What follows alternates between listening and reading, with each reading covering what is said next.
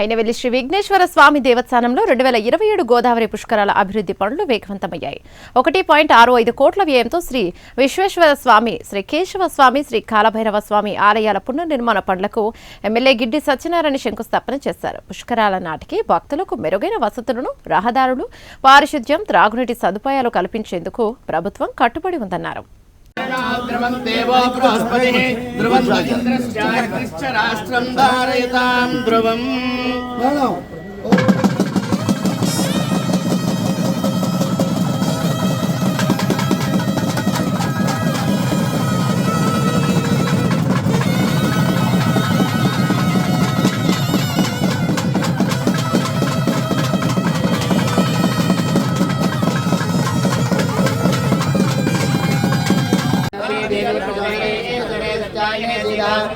सावित्री आना देवी मह्यंगी